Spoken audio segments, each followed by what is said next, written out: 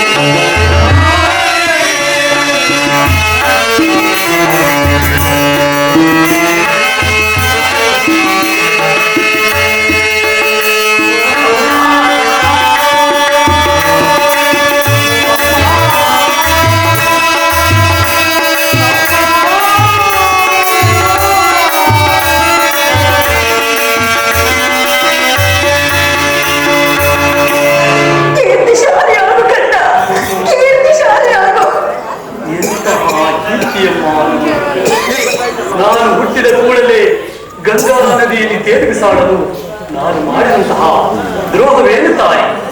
ಅಮ್ಮ, ಅಲ್ಲಿರುವ ಜಲಚರ ಪ್ರಾಣಿಗಳು ಸಹ ಈ ಪಾಪಿಯ ದೇಹವನ್ನು ತಿನ್ನದೆ ಬಿಟ್ಟು ಬಿಟ್ಟು ಕಾಡಿನಲ್ಲಿರುವ ಕ್ರೂರ ಭೋಗಗಳು ಕೂಡ ತಮ್ಮ ತಮ್ಮ ಮರಿಗಳನ್ನು ಎಷ್ಟೋ ಪ್ರೀತಿ ಮಮತೆಯಿಂದ ಸಾಕಿ ಸರಿದರು. ಹೀಗಿರುವಲ್ಲಿ ಎಲ್ಲರೂ ನನ್ನನ್ನು ಸೂತ ನೀಚ ಹೀನೆ ಕೊಡದವರೆಂದು ಹೀಯಾಡಿಸುತ್ತಲೇ ಇರುವಾಗ ಅದನ್ನೆಲ್ಲ ಒಂದೇ ಒಂದು ಮಾತಿನಿಂದ ಬಗೆಹರಿಸಬಹುದಾಗಿದ್ದ ನೀನು ಏಕಮ್ಮ ಸುಮ್ಮನಾದೆ. ಹೋಗಲಿ ಬಿಡುತ್ತಾಯಿ, ನೀನು ನನ್ನ ಎತ್ತು ತಾಯಿ, ಆ ದೈವಕ್ಕೆ ಸಮಾನ. ನಿನ್ನನ್ನು ದೂಷಿಸಿದರೆ ನಾನು ಪರಮ ಪಾಪಿಯಾಗಲು. ಅಮ್ಮ, ಇಷ್ಟು ದಿನದ ಮೇಲಾದರೂ ಈ ಪಾಪಿ ಮಗನೆಂಬ ನೆನಪು ಬಂದಿತ್ತಲ್ಲ, ಕರುಣೆ ತೋರಿದೆಯಲ್ಲ. ಈ ಉಪಕಾರದ ಭಾರವನ್ನು ನಾನು ಈ ಜನ್ಮದಲ್ಲಿ ಹೇಗೆ ತಿಳಿಸಲಿ ತಾಯಿ?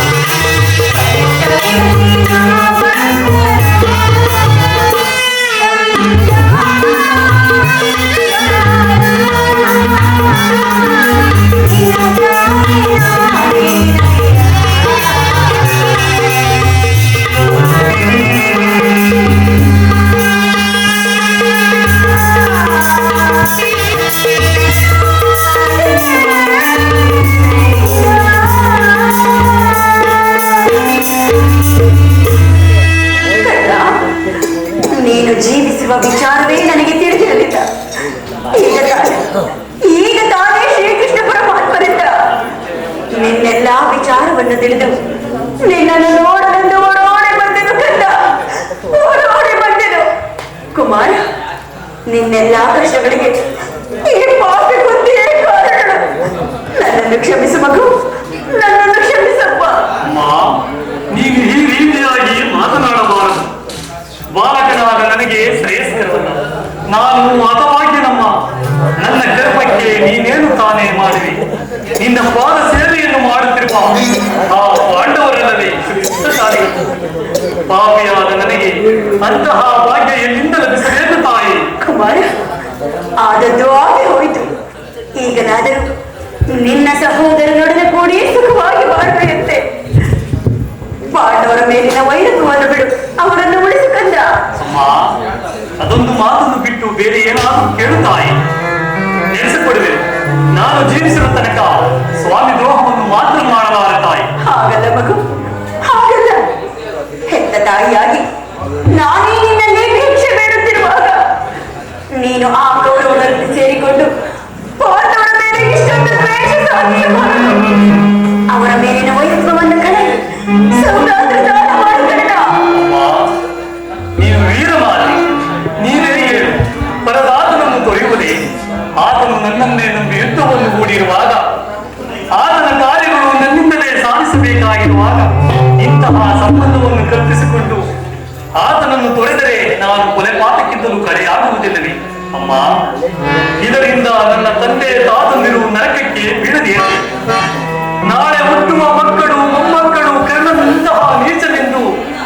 ತಪ್ಪಿಸದಿರಬೇಕು. ಇಂತಹ ಸನ್ನಿವೇಶದಲ್ಲಿ ವೀರಮಾತೆಯಾದ ನೀನು ಇದ ಬೋಧೆಯನ್ನು ಮಾಡುತ್ತಾಯಿ. ನಿಶ್ಚಯ ಮಗು, ನಿನ್ನ ಮಾತು ನಿಜವಪ್ಪ. ಆದರೆ ನೀನು ಪಾಂಡವರ ಬೆನ್ನನ್ನು ಬಿಟ್ಟ ಸಹೋದರನಲ್ಲವೇ? ಅವರ ಕ್ಷೇಮವನ್ನು ಬಯಸಬೇಕಾದದ್ದು ಹಿರಿಯನಾದ ನಿನ್ನ ಕರ್ತವ್ಯವಲ್ಲವೇ? ನೀವಾರು ಜನ ಸೇರಿ ಹಸ್ತಿನಾವತಿಯ ರಾಜ್ಯಭಾರ ಮಾಡುವುದನ್ನು ನಾನು ಕಣ್ಣುಂಬ ನೋಡಿ ಸಂತೋಷಿಸಬಾರದೆ ಕಂದ. ಅಮ್ಮ, ಇದುವರೆಗೂ ಆ ಸಹೋದರೆಂಬ ಭಾವನೆಯೇ ನನ್ನಲ್ಲಿ ಇರಲಿಲ್ಲ. ನೀನು ಎಳೆಯತನದಲ್ಲಿ ನಿಷ್ಕರುಣೆಯಿಂದ ಬೆಳೆಸಿದ ಸಜಿಯು ಪೋಷಿಸುವರಿಲ್ಲದೆ ಒಣಗಿ ಹೋಗಿರುವುದು ಪುನಃ ಚಿಗುರುವುದೇ. ಮಮ ಪ್ರಾಣಾಯ ಪಾಂಡುವಾಯ ಎಂದು ಶ್ರೀಕೃಷ್ಣ ಪರಮಾತ್ಮನು ಹೇಳಿರುವಾಗ ಅವರ ಪ್ರಾಣಕ್ಕೆ ಭಯ ಎಲ್ಲಿರುವುದು? ಬಿಡುವಮ್ಮ ನಿನ್ನ ಚಿಂತೆಯನ್ನು.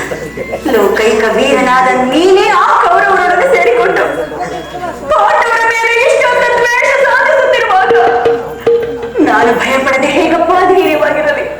ಹೇಗಪ್ಪ ಧೈರ್ಯವಾಗಿರಲಿ? ಹೋಗದೆ ಬಿಡು. ಅವರೊಡನೆ ಬಾಳುವ ಇಚ್ಛೆ ಇಲ್ಲದಿದ್ದರೆ ಬಿಟ್ಟು ಬಿಡು. ಆದರೆ ಕನ್ನ, ಅಮ್ಮ, ನಾಡಿನ ಯುದ್ಧದಲ್ಲಿ ನೀನು ಪರಾಮುಖನಾಗಬೇಡ. ಈ ಗಲ್ಲನಂತಹ ನೀಚನಲ್ಲ ತಾಯಿ. ಪೌರುಷ ಇರುವ ತನಕ ಹೋರಾಡಿ ಆ ನನ್ನ ಸ್ವಾಮಿಗಾಗಿಯೇ ಬರಲಿಲ್ಲ. ಕುಮಾರ, ಅಮ್ಮ, ಆತನು ನನ್ನಲ್ಲಿಟ್ಟಿರುವ ವಿಶ್ವಾಸವನ್ನು ನೀನೇನು ಬಲ್ಲೆಯ ತಾಯಿ?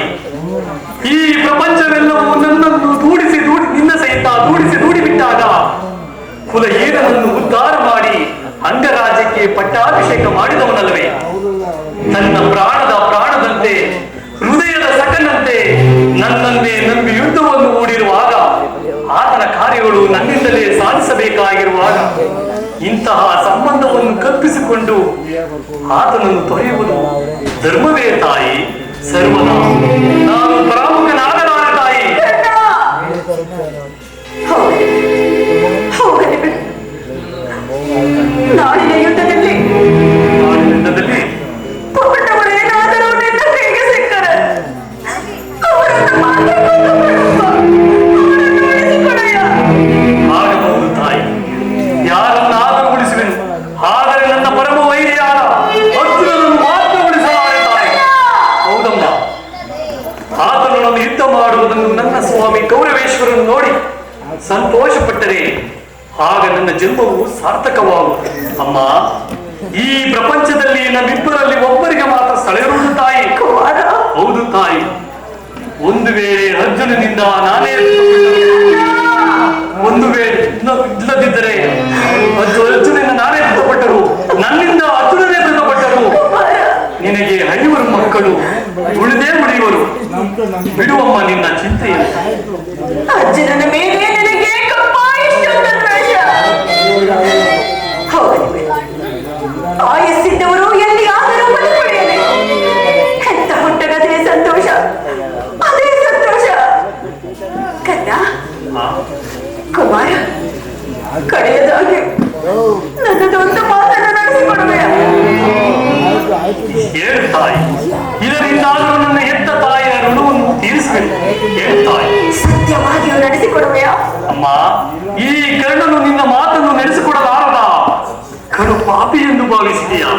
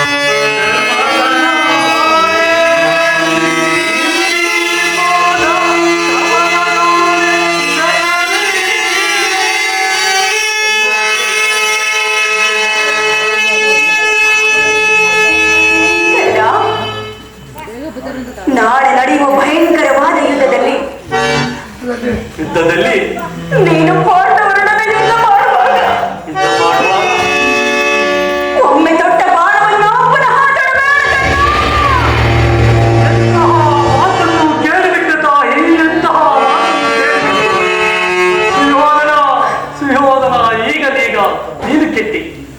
ಅಷ್ಟದಿಕ್ಪಾಲಕರೇ, ಸೂರ್ಯ ಚಂದ್ರಾದಿಗಳೇ, ಗುರು ಮುನಿಗಳೇ, ನೀವೇ ನನ್ನ ಸ್ವಾಮಿಯನ್ನು ಕಾಪಾಡಬೇಕು.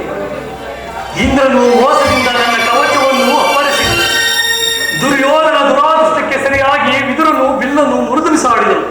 ಶ್ರೀಕೃಷ್ಣ ಪರಮಾತ್ಮನು ಬಂದು ನನ್ನ ಜನ್ಮ ವೃತ್ತಾಂತವನ್ನು ತಿಳಿಸಿ ನನ್ನ ಹೃದಯದ ಸ್ಥೈರ್ಯ ಧೈರ್ಯವನ್ನು ಕಿತ್ತುಕೊಂಡನು. ಈಗಲೀಗ ನನ್ನ ಎತ್ತ ತಾಯಿಯು ಒಂದು ದೊಡ್ಡ ಬಾಣವನ್ನು ಪುನಃ ತೊಡಬೇಡವೆಂದು ವಾಗ್ದಾನ ಪಡೆದರು. ಪ್ರಪಂಚ ದೈವ ಎಲ್ಲವೂ ಸಂಚು ಮಾಡಲಿ. ಪೌರುಷ ಇರುವ ತನಕ ಹೋರಾಡಿ ಆ ನನ್ನ ಸ್ವಾಮಿಗಾಗಿಯೇ ಮುಡಿಬೇಕು. ಅಮ್ಮ, ಶ್ರೀಕೃಷ್ಣನ ಪರಮಾತ್ಮನ ಕುಟಿಲೋಪಾಯವು ಫಲಿಸಿದೆ. ನಮಗೆ ಈ ಯುದ್ಧದಲ್ಲಿ ಜಯವಿಲ್ಲ. ನಿಮ್ಮೆಲ್ಲರ ಸಂತೋಷವಿದ್ದಂತಾಗಲಿ. ನೀನಿನ್ನು ಹೋಗಿ ಬಾ ತಾಯಿ. ಕುಮಾರ, ಅಮ್ಮ, ಕರ್ಣ, ಅಮ್ಮ, ನಿನ್ನ ಮಾತಲ್ಲಿ ಯಾವ ಸಂದೇಹವೂ ಇಲ್ಲ ತಾನೆ? ನೀನಂತ ಮಗನಿಗೆ ಸಂದೇಹ?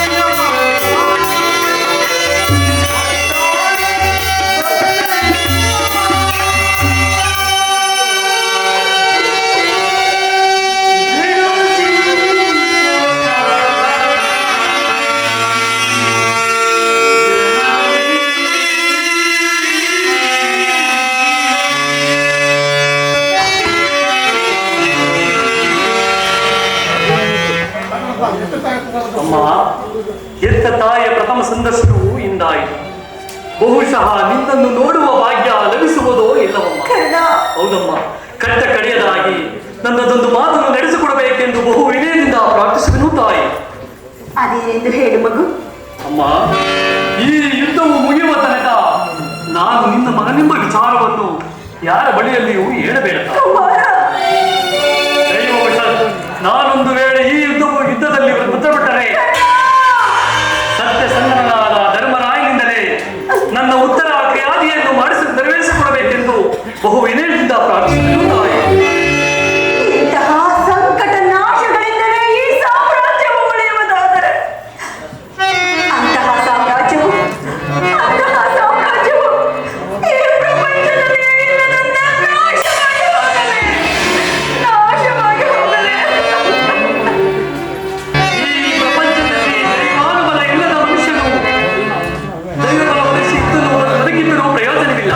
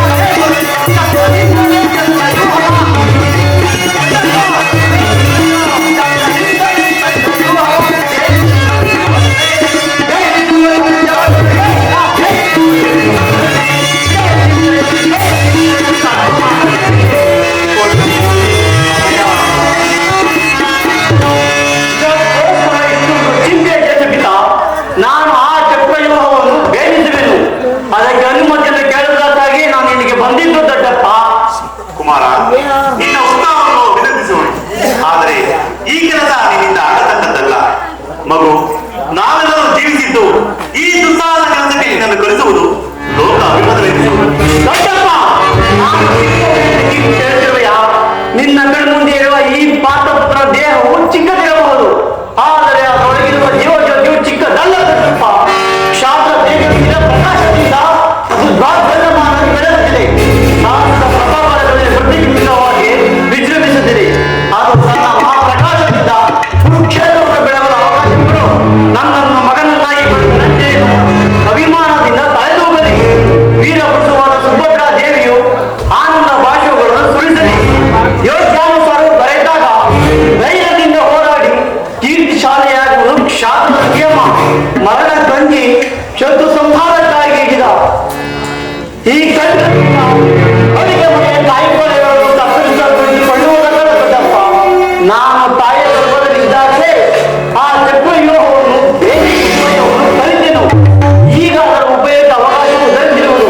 ಅದನ್ನು ವ್ಯಕ್ತ ಮಾಡಿದ ತಂದೆ ನನಗನುಮತಿಯನ್ನು ಕೊಟ್ಟು ಆಗ ತಿಳಿಯುವೆ ಪಾತ್ರದ ಮಗನ ಪಾತ್ರದಂತೆ ಪರಾಕ್ರಮಶಾಲಿ ಎಂಬುದು ದೊಡ್ಡಪ್ಪ. ಬಾಬು ಅಭಿಮನ್ಯು, ನೀನು ನಮ್ಮ ವಂಶದ ಗೌರವ ಸ್ವರೂಪವೇ ಸರಿ. ಅದಲ್ಲ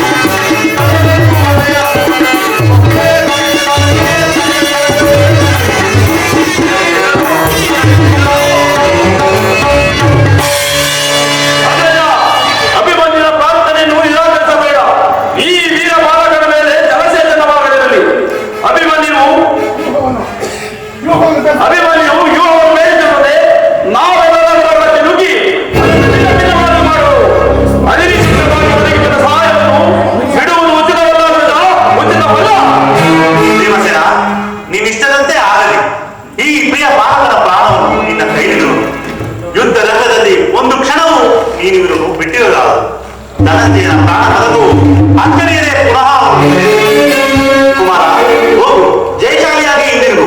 ದೊಡ್ಡ ದ್ರೋಣ ಚಕ್ರ ಇರುವು ನಿನ್ನ ಪಾಲಿಗೆ ಪುಷ್ಪ ಇರುವಾಗಲಿ. ಜಯಶಾಲಿಯಾಗಿ ಹಿಂದಿರುಗು. ದೊಡ್ಡಪ್ಪ, ನಿನ್ನೆಲ್ಲರ ಆಶೀರ್ವಾದವು ನನ್ನನ್ನು ವಜ್ರ ಕೊಟ್ಟು ರಕ್ಷಿಸಿಕೊಂಡಿರು. ಭಯವೇನು ದೊಡ್ಡಪ್ಪ? ನಡೆ ದೊಡ್ಡಪ್ಪ. ಹೋಗ್ಬೇಕು ಕುಮಾರ.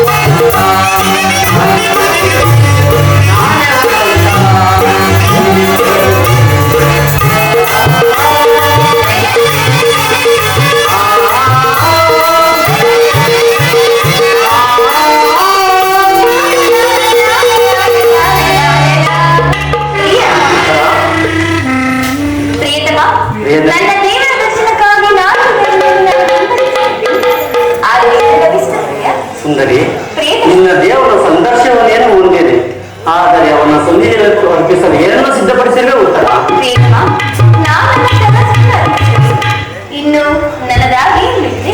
ನಿನ್ನ ಹೃದಯದ ಪ್ರೇಮ ಅದು ಮೊದಲಿಂದಲೂ ತನ್ನದೇ ಆಗಿರುವಾಗ ಪುನಃ ನೀಡುವಾಗ ತಿಳಿಯಿದ್ರಿಯ ಉತ್ತರ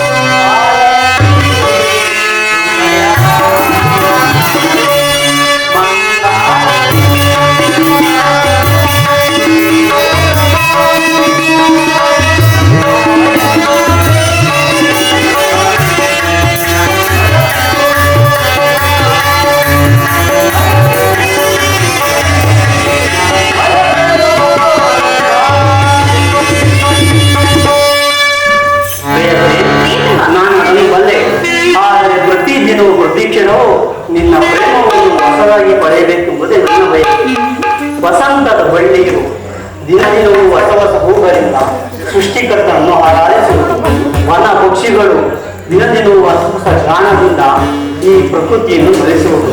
ಸರ್ವಸಾಕ್ಷಿಯಾದ ಸೂರ್ಯದೇವನು ದಿನ ದಿನವೂ ಹೊಸ ಹೊಸ ಕಾಂತಿಯಿಂದ ಜಗತ್ತನ್ನು ಬೆಳಗುವನು. ಈ ದಿನದ ಆನಂದವು ನಾಳೆ ದುಃಖದ ಬೀಜ, ನಾಳೆ ದುಃಖವು ಮುಂದಿನ ಆನಂದ ಮೂಲ. ಪ್ರೇಮದ ವಿಚಾರವಾಗಿದೆ. ಅದೇನು ಪ್ರಿಯ? ವಿರಹದಿಂದ ಸಂಮಿಲನದಿಂದ ಪುನಃ ವಿರಹ. ಈ ವಿರಹ ಮತ್ತು ಸಂಮಿಲನ ಉಭಯ ಭಾವಗಳ ಆಕರ್ಷಣೆ ವಿಕಸಿಸಿದರೆ ಪ್ರೇಮ ಸಜೀವ. ಹೃದಯೇಶ್ವರಿ, ನೆನ್ನೆಯ ದಿನ ನಾವು ವಿಯೋಗದ ತೀವ್ರ ಶೋಕದಿಂದ ಸಿದ್ಧರಾಗಿದ್ದೆವು. ಈ ದಿನ ಪುನಃ ಸಮ್ಮಿಳಿತರಾದೆವು. ಈ ಆನಂದ ಸುಪ್ರಭಾತದಲ್ಲಿ ಪುನಃ ನಿನ್ನ ಪ್ರೇಮ ಪೂಜೆಯನ್ನು ಕೈಗೊಳ್ಳಬೇಕೆಂಬುದೇ ನನ್ನ ಆಸೆ. ಉತ್ತರ ದೇವರ ಪೂಜೆಯನ್ನು ಬಯಸಿದಾಗ ಭಕ್ತರಾದ ನಾವು ನಿರಾಕರಿಸುತ್ತೇವೆ. ಪ್ರೇಮದ ವಿಚಾರದಲ್ಲಿ ಮಹಾ ಪಂಡಿತರಂತೆ ಹೇಗೆ ಬಂದಿದ್ದೀಯ? ಈ ಪೀಠವನ್ನೆಲ್ಲ ಜಯಿಸಿ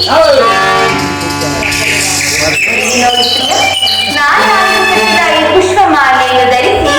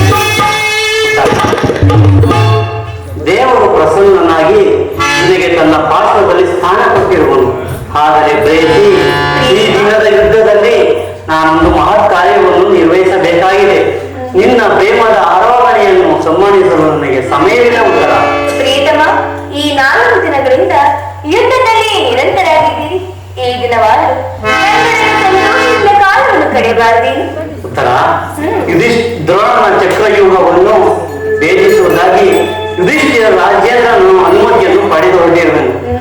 ನಾವು ನಗುಮದಿಂದ ಕಳಿಸಿಕೊಡುವ ಉತ್ತರ ನನ್ನನ್ನು ತಡೆಯಬೇಡ ಪ್ರೇಯಸಿ, ನಗುಮದಿಂದ ಕಳಿಸಿಕೊಡುವ ಉತ್ತರ. ಹೋಗಲೇಬೇಕಾದ್ರೆ ನನ್ನನ್ನು ಸಹ ನಿಮ್ಮ ಸಂಗಡ ಕರೆದುಕೊಂಡು ಹೋಗಿ. ಹಿಂದೆ ನಿಮ್ಮ ತಂದೆಗಳ ಅತ್ತೆಯವರು ಕೂಡ ಸಹಾಯ ಮಾಡಿದರಂತೆ.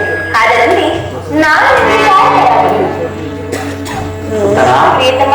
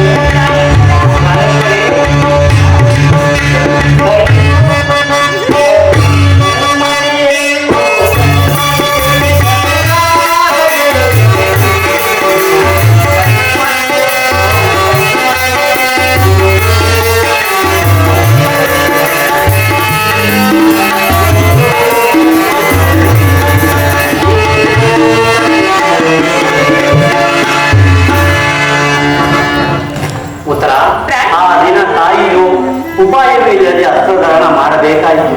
ಇವುಗಳೆಲ್ಲವೂ ಸ್ತ್ರೀಯರಿಗೆ ಉಚಿತವಾದ ಸ್ಥಾನವಲ್ಲ ಉತ್ತರ. ಯುದ್ಧಕ್ಕಾಗಿ ಹೊಸ ಬಿಲ್ಲನ್ನು ತಂದಿದೆ. ಇದೊಂದು ಬಾರಿ ಎದೆಗೇರಿಸಿ ನೋಡಲಿ. ಬೇಡ ಉತ್ತರ. ಅರ್ಥಗಳಿಗೆ ಯೋಗ್ಯವಾದ ಕರೆಯಿಂದ ಅನಂದ ರಾಜಲಕ್ಷ್ಮಿ ನಿನ್ನ ಸಖಿಯನ್ನು ಹೂಗಳನ್ನು ಎದೇರಿಸು. ರೂಪುಗೊಂಡ ರೊಟ್ಟಿ ಚಂಚಲ ಕಟಾಕ್ಷ ಬಾಣಗಳನ್ನು ಓಡು. ಹನುಮನ ಶಾಯಿನಿ ನಿನ್ನ ಹೃದಯ ಮಧ್ಯದ ಆಶ್ರಯವನ್ನು ಕೊಡು ಉತ್ತರ.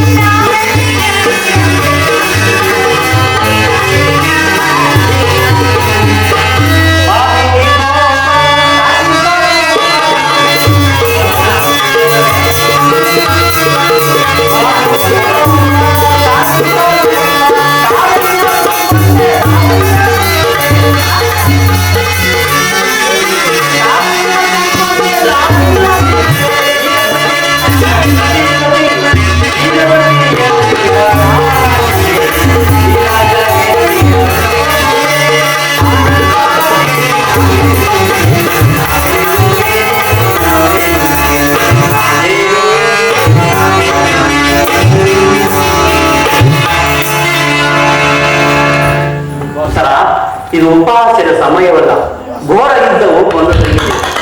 ಈಗಲೂ ನೀನು ನಗುತ್ತಿರುವೆ. ಪ್ರಪಂಚದ ಸೃಷ್ಟಿಕರ್ತರಿಬ್ಬರೆಂದು ತೋರುವುದು. ಯುದ್ಧವನ್ನು ನಿರ್ಮಿಸಿದ ಹೃದಯಹೀನನಾದ ವಿಜಯೇ ಬೇರೆ.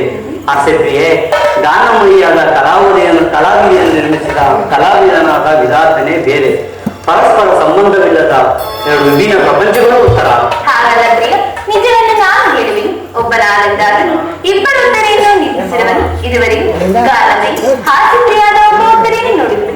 ಇನ್ನು ಮುಂದೆ ವೀರಾಂಗನೆಯಾದ ವೀರಸತಿಯಾದ ಮತ್ತೊಬ್ಬ ಉತ್ತರೆಯನ್ನು ನೋಡಲು ಹೋಗುತ್ತಾಡ ವೀರ. ಯುದ್ಧವು ಕ್ಷತ್ರಿಯ ಧರ್ಮ. ಆ ಧರ್ಮ ನೀನು ಪಾಲನೆ ಮಾಡು. ಉತ್ತರ.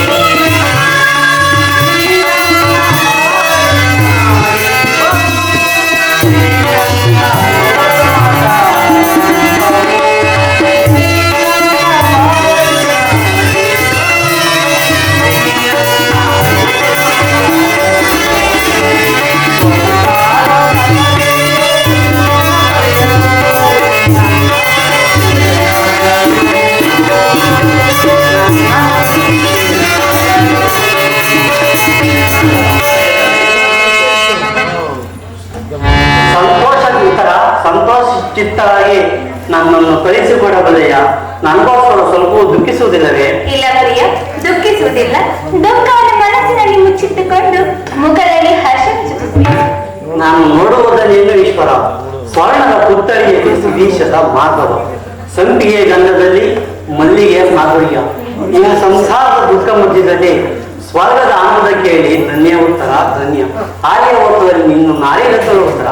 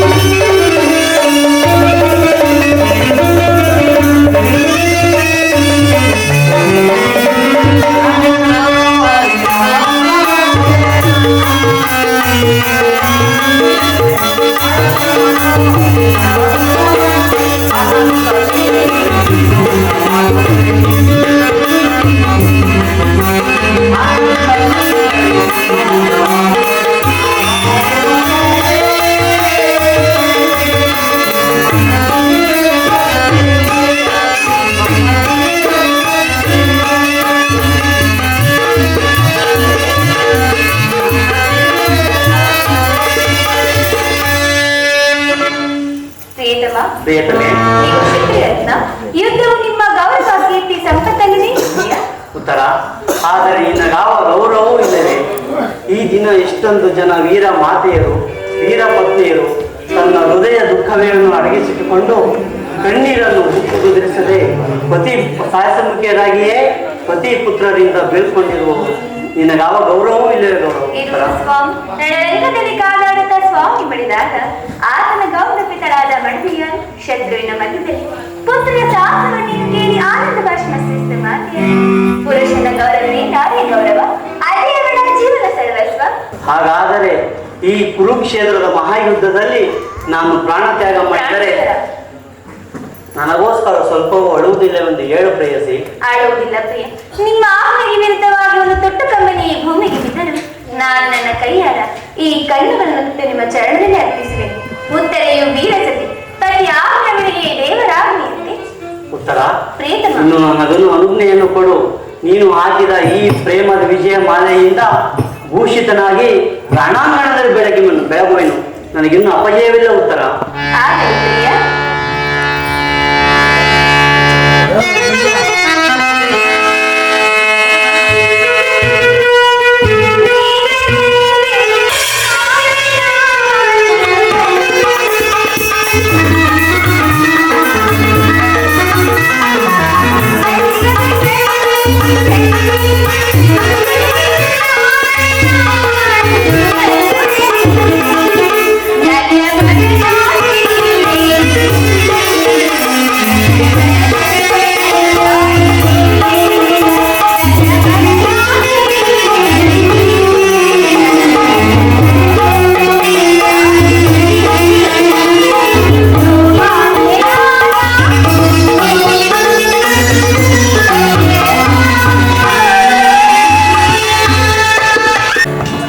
ವಾಸುದೇವ, ಉಭಯ ಸೈನ್ಯಗಳ ಮಧ್ಯೆ ನನ್ನ ರಥವನ್ನು ನಿಲ್ಲಿಸು.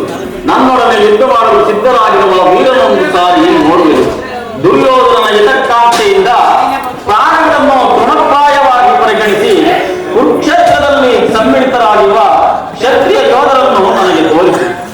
ನಿನ್ನ ನಿಷೇಧನ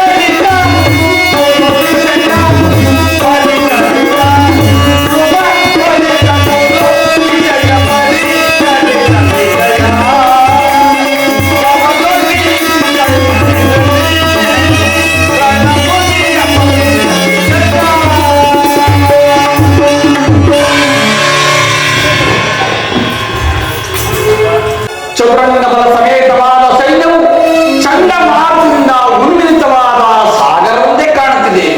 ಹಿತ ನೋಡು ಪಾರ್ಥ, ದುರ್ಯೋಧನನು ತನಗೆ ಪ್ರಿಯರಾದ ಕರ್ಣ ದುಶ್ಯಾಸನರೊಡನೆ ಅಶ್ವರೂಢನಾಗಿ ಸೇನಾ ರಚನೆಯನ್ನು ಪರಿಶೀಲಿಸುತ್ತಿರುವನು. ಅವರ ಹಿಂದೆ ಸಿಂಧುರಾಜ ಶಕುನಿ ಜಯದ್ರಥನ ಬಲಗಡೆ ಒಂದೇ ವಿಧವಾದ ಚತುರಾಶ್ವದಲ್ಲಿ ಕುಳಿತಿರುವರೇ ಕೌರವೇಶ್ವರ 98 ಮಂದಿ ಸಹೋದರರು.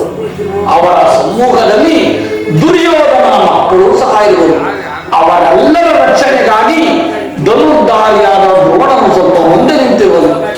ದ್ರೋಣನ ಪಾಠದಲ್ಲಿ ವಲ್ಕಲ ದಾರಿಯಾಗಿ ಗಂಭೀರ ಮುದ್ರೆಯಿಂದ ನಮ್ಮ ಕಡೆ ನೋಡುತ್ತಿರುವನೇ ಅಶ್ವತ್ಥಾಮನು.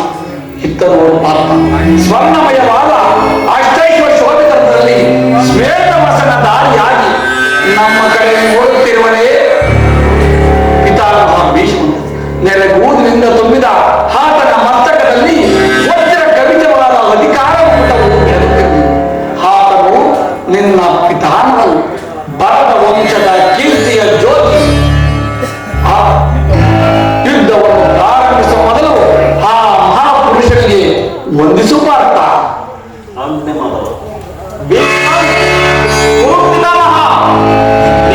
ನಿನಗೆ ವಂದಿಸಬೇಕು. ಈ ಅರ್ಜುನನ ಪ್ರಣಾಮಗಳನ್ನು ಸ್ವೀಕರಿಸಿ.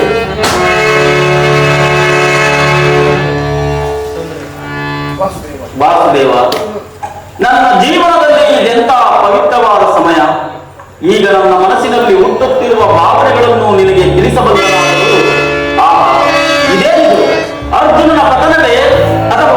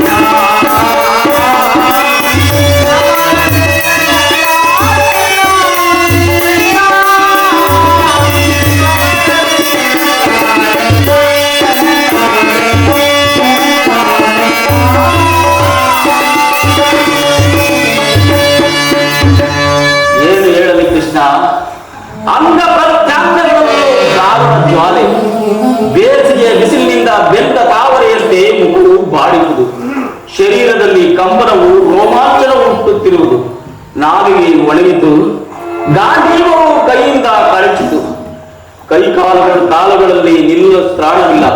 ಕೃಷ್ಣ, ನಾನು ನೋಡುತ್ತಿರುವುದಾದರೂ ಏನನ್ನ, ಇವರೆಲ್ಲರೂ ನನ್ನ ಬಂಧು ಬಾಂಧವರು, ಗುರು ಹಿರಿಯರು, ಜ್ಞಾತಿಗಳು, ಮಿತ್ರರು. ಇವರೆಷ್ಟು ಜನರ ಗಮನಗಳಲ್ಲಿ ಭರತ ವಂಶದ ಪವಿತ್ರ ರಕ್ತ ಹರಿಯುತ್ತಿರುವುದೆಂಬುದನ್ನು ಬಲ್ಲೆಯ. ರಾಜ್ಯದ ಮೇಲಿನ ಆಸೆಯಿಂದ ನಾನು ಇವರನ್ನು ವಂದಿಸಲು ನನ್ನಿಂದಾಗದು. 3 ಲೋಕ ಸಾರ್ವಭೌಮದ ಪದವಿಯ ಸಲುವಾಗಿ ನಾನು ಈ ಜ್ಞಾತಿವದೆಗೆ ಗುರು ಹಿಂಸೆಗೆ ಕೈ ಹಾಕಲಾರನು. ರಥವನ್ನು ತಿರುಗಿಸಿ ಮಿತ್ರ, ನನಗೆ ಯುದ್ಧವು ಬೇಡ. ಅರ್ಜುನ, ಈ ವಿಷಪಾವಸರದಲ್ಲಿ ಇಂತಹ ಕಲ್ಮಶ ಭಾವದಲ್ಲಿ ಹೇಗೆ ಹುಟ್ಟಿತು? ಕ್ಷತ್ರಿಯ ವೀರನಾಗಿ ಅನರ್ಯನಂತೆ ವರ್ತಿಸುವೆಯ? ತೆರೆದ ಸ್ವರ್ಗದ ಬಾಗಿಲು ಬಿಟ್ಟು ನರಕದ ಮಾರ್ಗವನ್ನು ಹಿಡಿಯಬೇಡ. ನಾನೆಂಬ ಹೆಸರಾಗಿ ಏಡಿ ಎಂಬ ನಿಂದನೆಯನ್ನು ಸಹಿಸಲಾರೆ. ನೀನು ಈ ದೌರ್ಬಲ್ಯವನ್ನು ತ್ಯಜಿಸಿ ಯುದ್ಧಕ್ಕೆ ಸಿದ್ಧನಾಗುವ ಅರ್ಥ. ಪರಮಾತ್ಮ, ಒಂದು ಸಾರಿ ಕುರು ಸೈನ್ಯದ ಕಡೆಗೆ ದೃಷ್ಟಿಟ್ಟು ನೋಡು. ಭೀಷ್ಮನು ನಮ್ಮ ಪೂಜ್ಯ ಪಿತಾಮಹನು, ಆಚಾರ್ಯ ದ್ರೋಣನು ಅರ್ಥ ಶಿಕ್ಷಣ ಕೊಟ್ಟ ಗುರು. ಪೂಜ್ಯಾರ್ಹರಾದ ಇವರುಗಳ ಮೇಲೆ ಬಾಣಗಳನ್ನು ತೋರುವುದೇ? ಗುರುವದೆಯಿಂದ ಲಭಿಸುವ ಸಂಪತ್ತಿಗಿಂತ ಭಿಕ್ಷಾವೃತ್ತಿಯೇ ಶ್ರೇಷ್ಠರು. ಬಂಧು ಬಾಂಧವರ ರಕ್ತದಿಂದ ಪಡೆದ ರಾಜ್ಯಭೋಗವನ್ನು ಅನುಭವಿಸುವ ಇಚ್ಛೆಯು ನನಗಿಲ್ಲ.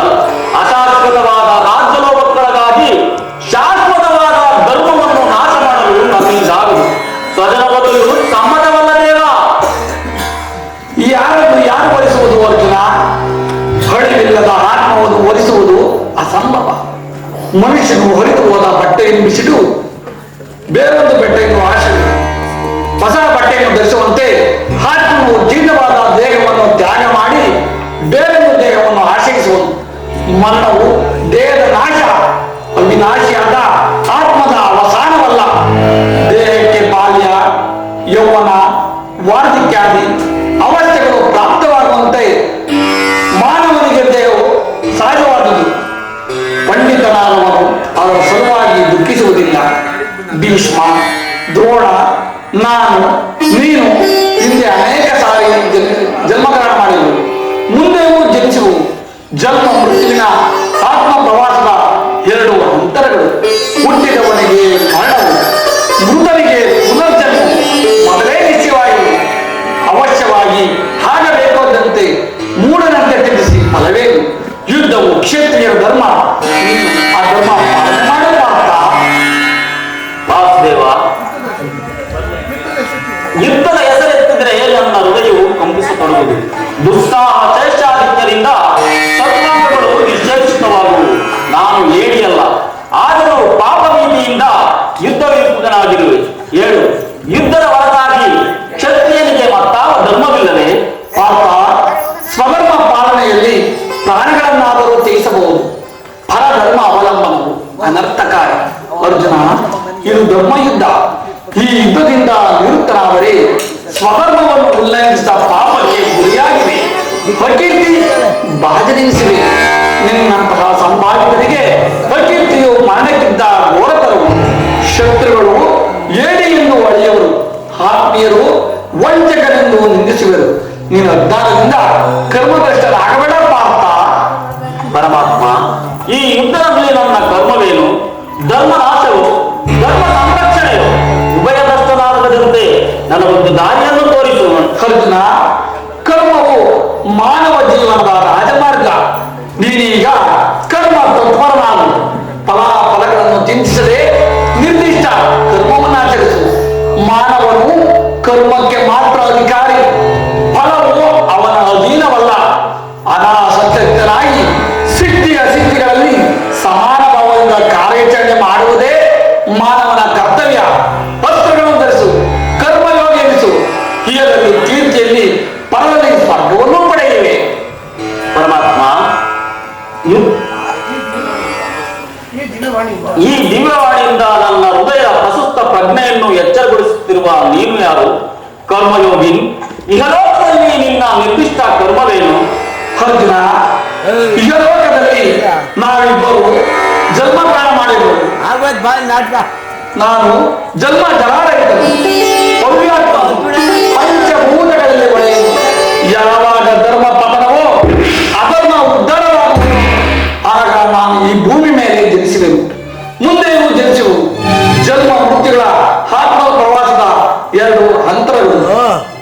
ಹುಟ್ಟಿದವನಿಗೆ ಮರಣವು, ಮೃತಗೆ ಪುನರ್ಜನ್ಮವು ಮರದೇ ನಿಶ್ಚಯವಾಗಿರುವುದು. ಆಗಬೇಕಾದ ಮೂಢತೆ ತಿಳಿಸಿ ಫಲವೇ ಯುದ್ಧವು ಕ್ಷತ್ರಿಯ ಧರ್ಮ. ಆ ಧರ್ಮವನ್ನು ಪಾಲನೆ ಮಾಡಬಾರ್ದ? ನಿನ್ನ ನುಡಿಗಳಿಂದ ನನ್ನ ಮೋಹವು ನಾಶವಾಯಿತು, ಹೃದಯದ ಅಂಧಕಾರವು ಅರಿಯಿತು. ಹೇ ಯೋಗೀಶ್ವರ, ನಿನ್ನ ವಿಶ್ವರೂಪವನ್ನು ತೋರಿಸಿ ನನ್ನನ್ನು ಕೃತಾರ್ಥನನ್ನಾಗಿ ಮಾಡು. ಕಿರೀಟಿ ಕಿರೀಟಿ, ನಾನು ಮಾಯಾರೂಪಿ ದರಿದ್ರ ಎನಿಸಿ ಸರ್ವ ಪ್ರಪಂಚವನ್ನು ಧಾರಣ ಮಾಡುವೆನು. ಜಲ ರೂಪದಿಂದ ಪ್ರಾಣಿಗಳಿಗೆ ಜೀವವನ್ನು ಕೊಡುವೆನು. ಅಗ್ನಿಮಯವಾಗಿ ಅವಳ ಶಕ್ತಿಯನ್ನು ಒದಗಿಸುವೆನು. ವಾಯುವೆನಿಸಿ ಚಲಿಸುವೆನು. ಆಕಾಶವೆನಿಸಿ ವಿಶ್ವ ಜಗತ್ತನ್ನು ವ್ಯಾಪಿಸಿರುವೆನು. ಮನೋ ಬುದ್ಧಿ ಅಹಂಕಾರವೆಂಬ ತ್ರಿಗುಣಾತ್ಮಕ ರೂಪದಿಂದ ಮಾನವನ ಪ್ರಜ್ಞೆಯನ್ನು ಜಾಗೃತಗೊಳಿಸಿ ಆತ್ಮವಿಕಾಸದ ರಾಜಪಥದಲ್ಲಿ ಬಿಡುವೆನು. ಬಹು ರೂಪಾತ್ಮಕವಾದ ಜಗತ್ತಿನಲ್ಲಿ ಪ್ರಭಾವ, ಪ್ರಳಯ, ಉದಯ, ವಿನಾಶಗಳಿಗೆ ನಾನೇ ಕಾರಣ. ಸರ್ವಂತಾಮಿಯು ಸರ್ವಶ್ರೇಷ್ಠವಾದ ಪರಾಪರ ವಸ್ತುವು ನಾನು. ದಾರದಲ್ಲಿ ಮಣಿ ಸಮೂಹ ಪೋಣಿಸಲ್ಪಟ್ಟಂತೆ ಈ ವಿಶ್ವ ಜಗತ್ತು ನನ್ನಲ್ಲಿ ಪ್ರೋತವಾಯಿರುವುದು. ನೀರಿನಲ್ಲಿ ರಸಾತ್ಮಕವು ನಾನು. ಚಂದ್ರ ಸೂರ್ಯನ ಕಾಂತಿಯು ನನ್ನದು. ವೇದಗಳಲ್ಲಿ ಓಂಕಾರವು ನಾನು. ಮನುಷ್ಯರಲ್ಲಿ ಪೌರುಷವು ನನ್ನದು. ಸಮಸ್ತ ಭೂತಗಳ ಆದಿಕಾರವು ನಾನು. ದೇವತೆಗಳಲ್ಲಿ ಇಂದ್ರನು, ವೇದಗಳಲ್ಲಿ ಶ್ವಾಮವು, ಪರ್ವತಗಳಲ್ಲಿ ಮೇರವು, ರುದ್ರರಲ್ಲಿ ಶಂಕರನು, ಋಷಿಗಳಲ್ಲಿ ಮೃದುವೂ ಆಗಿರುವುದು. ಅರ್ಜುನ, ನನ್ನ ವಿಭೂತಿಗಳು ಅಗಣ್ಯ, ಅನಂತ, ಅಬೋಧ. ಅದು ಒಂದಲ್ಪಾಂಶದಿಂದ ಇಡೀ ಜಗತ್ತಿನ ಸೃಷ್ಟಿ ಸ್ಥಿತಿ ಪ್ರಳಯಗಳು ನಡೆಯುತ್ತಿರುವ ಪಾರ್ಥ. ನಿನ್ನ ಅವತಾರದ ಗುರುತುಗಳೇನು? ನಿನ್ನನ್ನು ತಿಳಿಯುವ ಬಗೆಯೇ ಉತ್ತರವನ್ನು ಕರುಣಿಸು ಮಾಮಹಿಮ. ತಥಾಸ್ತು ಪಾರ್ಥ, ನನ್ನ ಸಂಹಾರ ಮೂರ್ತಿಯ ದರ್ಶನ ಮಾಡು. ಕರಾಳ ಕಾಲ ಸ್ವರೂಪ ನಾನು. ಕುರುಕ್ಷೇತ್ರದಲ್ಲಿ ಸಮ್ಮಿಳಿತರಾಗಿರುವ ಸಮಸ್ತ ಯೋಧರನ್ನು ಒಂದೇ ಸಾರಿ ಆಪೋಷಣೆ ಮಾಡಿ ನನ್ನ ಈ ಉದರದಲ್ಲಿ ಧರಿಸಿಕೊಳ್ಳಲು ನೀನು ನಿಮಿತ್ತ ಮಾತ್ರಕ್ಕೆ ನನ್ನ ಸಹಾಯಕ ನಾನು. ಯುದ್ಧದಲ್ಲಿ ಜಯಶಾಲಿಯಾಗಿ ಕೀರ್ತಿಯನ್ನು ಪಡೆಯಿ. ಪ್ರಭು, ಕೈ ಕಾಲುಗಳು ಇರುವುದು. ಹೇ ಕರುಣಾಮಯನೇ, ನಿನ್ನ ಸೌಮ್ಯ ರೂಪವನ್ನು ಧಾರಣ ಮಾಡು. ಭಕ್ತ ಪರಾಧೀನ ಭಕ್ತರ ಹೃದಯದಲ್ಲಿ ಆನಂದದ ತರಂಗಗಳನ್ನೆಬ್ಬಿಸುವ ನಿನ್ನ ಸುಗಮವಾದ ಗಂಭೀರ ಸುವಾಸ ವದನವೆಲ್ಲಿ? ಗೋಪಿಕಾವಲ್ಲಭ ನರನ ಚಿತ್ತರಂಜಕವಾದ ನಿನ್ನ ಗಂಭೀರ ಸುವಾಸ ವದನವನ್ನು ತೋರಿಸು.